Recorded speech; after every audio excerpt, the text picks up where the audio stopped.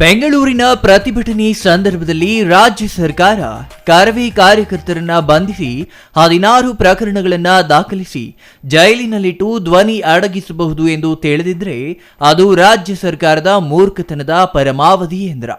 ಕನ್ನಡ ಹೋರಾಟ ಹತ್ತಿಕ್ಕಲು ಯಾರಿಂದಲೂ ಸಾಧ್ಯವಿಲ್ಲ. ರಾಜ್ಯ ಸರ್ಕಾರ ಕೆಲ ಅನ್ಯ ಭಾಷೆಯ ಬಂಡವಾಳ ಶಾಹಿಗಳ ತಾಳಕ್ಕೆ ತಕ್ಕಂತೆ ಕುಣಿಯುತ್ತದೆ. ಆದರೆ ನಾನು ಹೊಯ್ಸಳ ನಾಡಿನ ಮಣ್ಣಿನಿಂದ ಬಂದವನು. ನನಗೆ ಈ ಮಣ್ಣಿನ ತಾಕತ್ತು, ಅದರ ಶಕ್ತಿ ಇದೆ. ಈ ಹೋರಾಟ ಎಲ್ಲಿಗೆ ಮುಗಿಯುವುದಿಲ್ಲ.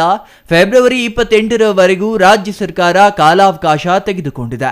ರಾಜ್ಯ ಸರ್ಕಾರ 60% ಕನ್ನಡ ನಾಮಫಲಕ ಹಾಕಿಸುವಂತೆ ಎಲ್ಲ ಅಂಗಡಿ ಮಾಲೀಕರಿಗೆ ಸೂಚನೆ ನೀಡಬೇಕು ಎಂದರು. ಇಲ್ಲವಾದರೆ ಫೆಬ್ರವರಿ ನಂತರ ಕರವೇ ಕಾರ್ಯಕರ್ತರ ಮತ್ತೊಂದು ಉಗ್ರ ಹೋರಾಟ ನೋಡಬೇಕಾಗುತ್ತದೆ ಎಂದು ರಾಜ್ಯ ಸರ್ಕಾರಕ್ಕೆ ಎಚ್ಚರಿಕೆ ನೀಡಿದ್ರು. ಸರ್ಕಾರ ಅನ್ಕೋಬಹುದು, ಪೊಲೀಸ್ ಹಿರಿಯ ಅಧಿಕಾರಿಗಳು ಅನ್ಕೋಬಹುದು, ಆದರೆ ಕೆಳಮಟ್ಟದ ಅಧಿಕಾರಿಗಳು ನಮ್ಮ ಜೊತೆಲಿ ಎಷ್ಟು ಚೆನ್ನಾಗಿದ್ದರು, ಕೆಲಸ ಮಾಡ್ತಿದ್ರು ಅನ್ನೋದಕ್ಕೆ, ರಕ್ಷಣಾ ವೇದಿಕೆಯನ್ನು ಒಪ್ಕೊಂಡಿದ್ದರು ಅನ್ನೋದಕ್ಕೆ ಅನೇಕ ಉದಾಹರಣೆಗಳು ಅಲ್ಲಿ ನಡೀತಿದ್ದಂಥ ಸಭೆ, ಅವರ ಅಂತರಂಗದ ಸಭೆಯ ವಿಚಾರಗಳು ನನ್ನ ಗಮನಕ್ಕೆ ಬರ್ತಾಯಿತ್ತು. ಹಾಗಾಗಿ ಈಗ ಕನ್ನಡ ಗೆದ್ದಿದೆ, ಕನ್ನಡಿಗರು ಗೆದ್ದಿದ್ದಾರೆ, ಕರ್ನಾಟಕ ಗೆದ್ದಿದೆ, ಸರ್ಕಾರ ಸೋತಿದೆ. ಸಿದ್ದರಾಮಯ್ಯನವರು ಈ ವಿಚಾರದಲ್ಲಿ ಸೋತಿದ್ದಾರೆ, ಡಿ ಕೆ ಶಿವಕುಮಾರ್ ಅವರು ಸೋತಿದ್ದಾರೆ.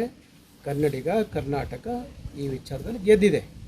ಹಾಗಂತ ಹೇಳಿ ನಾನು ಇಷ್ಟಕ್ಕೆ ಸುಮ್ಮನೆ ಆಗ್ತೀನಿ, ನನ್ನ ಮೇಲೆ ಈಗ ಈ ಒಂದು ಹೋರಾಟದಲ್ಲಿ 16 ಕೇಸ್ ಹಾಕಿದ್ದಾರೆ. 16 ಕೇಸ್ ಹಾಕಿ ನನ್ನ ಜೈಲಲ್ಲಿ ಇಟ್ಟು ನನ್ನ ಧ್ವನಿಯನ್ನು ಅಡಗಿಸ್ಬೋದು ಅಂತ ಹೇಳಿ ಸರ್ಕಾರ ಏನಾದ್ರು ಅಂದ್ಕೊಂಡಿದ್ರೆ ಅದು ಮೂರ್ಖತನದ ಪರಮಾವಧಿ ಅಂತೇಳಿ ನಾನು ಭಾವಿಸ್ತೀನಿ. ನನ್ನ ಧ್ವನಿಯನ್ನು ಯಾರೂ ಅಡಗಿಸೋಕ್ಕೆ ಆಗೋದಿಲ್ಲ. ಯಾಕೆಂದರೆ ನಾನು ಹೊಯ್ಸಳರ ನಾಡಿನ ಮಣ್ಣಿನಿಂದ ಬಂದಂಥವನು.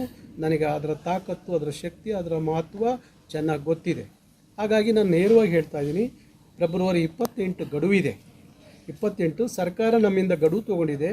ನನಗೆ 28ರವರೆಗೂ ಅವಧಿಗೆ ಸಮಯ ಕೊಡಿ ಅಂತ ಹೇಳಿದೆ. 28ರವರೆಗೂ ಗಡುವು ಕೊಟ್ಟಿದ್ವಿ.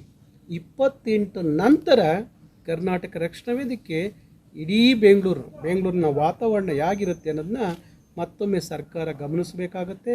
ಅದಕ್ಕಾಗಿ ಹೇಳ್ತಾ ಇದ್ದೀನಿ ಸರ್ಕಾರಕ್ಕೆ, 28ರೊಳಗಡೆ ನೀವೆಲ್ಲ ಬೆಂಗಳೂರಿನ ಎಲ್ಲ ಅಂಗಡಿ ಮುಂಗಟ್ಟುಗಳು, ಮಾಲುಗಳು, ವ್ಯಾಪಾರ ಕೇಂದ್ರಗಳ ಮೇಲೆ ಕಡ್ಡಾಯವಾಗಿ ನೀವೇ ಆದೇಶ ಮಾಡಿದ ಹಾಗೆ 60% ಕನ್ನಡವನ್ನು ಕಡ್ಡಾಯಗೊಳಿಸಬೇಕು ಅಂತ ಹೇಳಿ ನೇರವಾಗಿ ಎಚ್ಚರಿಕೆಯನ್ನು ಕೊಡ್ತೀನಿ. ಈ ವೇಳೆ ಕರವೇ ಹಾಸನ ಜಿಲ್ಲಾಧ್ಯಕ್ಷ ಮನುಕುಮಾರ್, ಅರಸೀಕೆರೆ ತಾಲೂಕು ಅಧ್ಯಕ್ಷ ಹೇಮಂತ್ ಕುಮಾರ್, ಬೇಲೂರು ತಾಲೂಕು ಅಧ್ಯಕ್ಷ ಚಂದ್ರು, ಮಹಿಳಾ ಘಟಕದ ಅಧ್ಯಕ್ಷೆ ಕಮಲಮ್ಮ ಹಾಜರಿದ್ದರು. Chandru Yadav, CTV news, Arsikere.